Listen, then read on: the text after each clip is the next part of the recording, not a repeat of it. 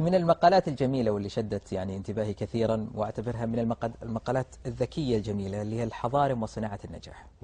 تكلمت عن الحضارم يعني مقال زي ما يقولون غير متوقع.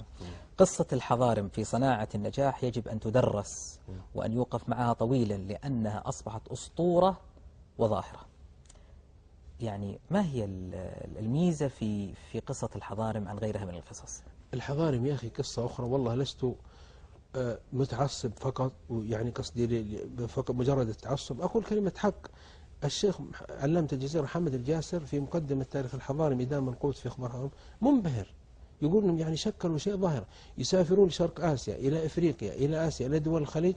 يسافر الحضرم، يجي رجل عادي، بعد فترة ينتقل طائرة خاصة، ثم يمشي بنك، ثم يجيب أهل البلد يوظفهم وهو رئيسهم.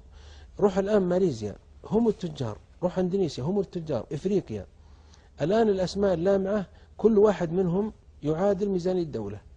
الآن مثل محمد بن لادن، محمد العمودي، بن محفوظ، با دريق، با خشب، با عشب، با عشن، با البيد، با كثير، المهدي، أسماء لامعة. حتى يوم ذهبنا في آسيا إلى درجة قناة العربية أتت ببرامج اسمه حلقات كثيرة هجرة الحضارم، لأن صارت يا أخي أسطورة، ليس أمر عادي. يعني تجد أهل البلاد ساكتين إلى يجي الحضرمي قلب الدنيا.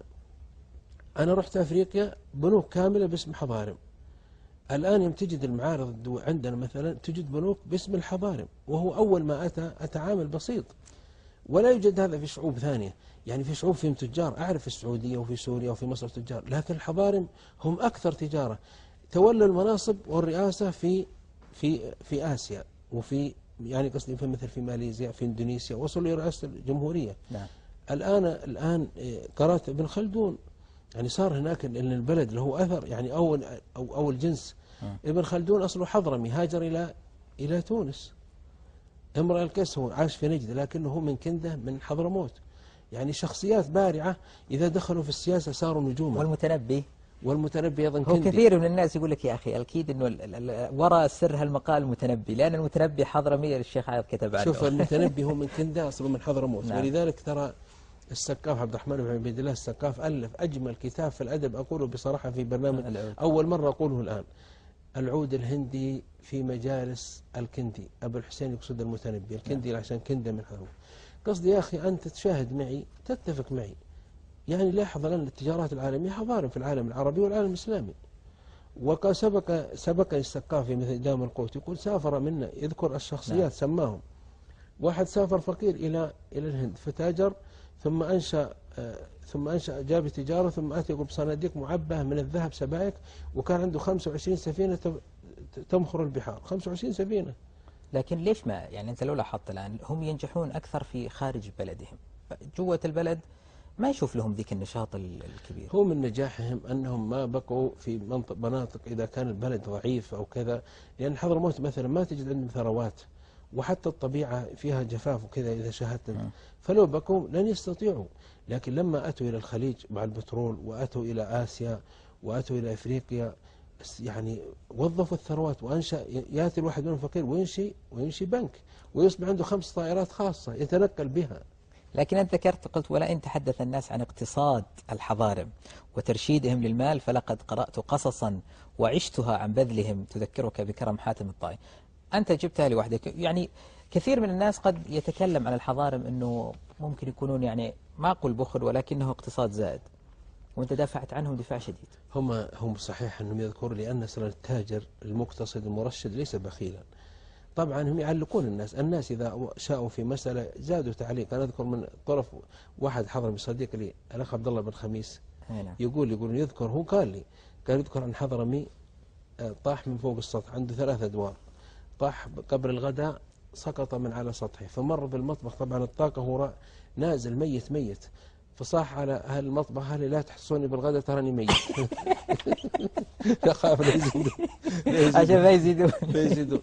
بينما تجد المشاريع الكبرى الآن ينشئها حضارم، يحفرون آبار ويبنون مساجد ويتبرعون. بل قرأت أنا في تاريخ مثلا السقاف يذكر يعني كرم مثل كرم حاتم الطائي. لما ذهبت إلى إندونيسيا وجدت مساجد، قلت من بنى؟ قال التاج الحضرمي فلان.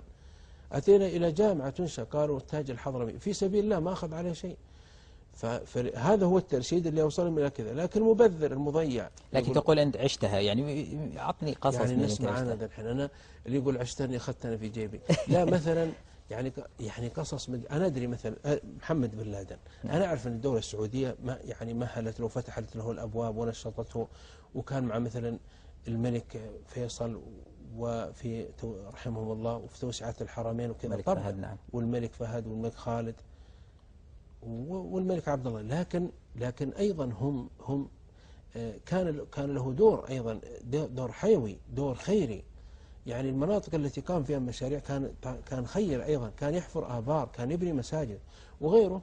العمودي أيضا، وأنا رحت أفريقيا وجدت الآثار هناك، وجدت مراكز إسلامية قالوا أنشأ فلان وفلان الحضرمي وسمونا الناس، وجدت مساجد بنوها قالوا هذا المسجد بناه فلان، بناه العمودي، بناه بن لادن. هذا ما ينكر الإنسان. فقضية هذه ليس لها رابط، ربما الترشيد هذا هو اللي أوصلهم لهذه الثروة التي نفعوا بها الناس. لكن هم يعني نتفق أنه مدرسة تستحق أنه الدراسة بلا شك. والاقتداء في جوانب يعني حمد الإيجابية. الجاسر، أرجو أن تقرأوا مقدمة حمد الجاسر شيخ وعلامة الجزائر غفر الله له في إدام القوت، يعني عن الحضارم وعن رحلتهم وعن حتى إبداعهم. يا أخي بقى كثير الروائي المعاصر من حضرموت. نعم. وكثير من القامات التي في جدة، السقاف وزير الخارجية في عهد الملك فيصل منهم، العطاس، الأسماء اللامعة الآن منهم. بينما أنا ما أحتكر البلدان الأخرى، لكن البلدان الأخرى يجوا بحبات، يعني كم يعني عدد كذا، لكن هذول ظاهرة.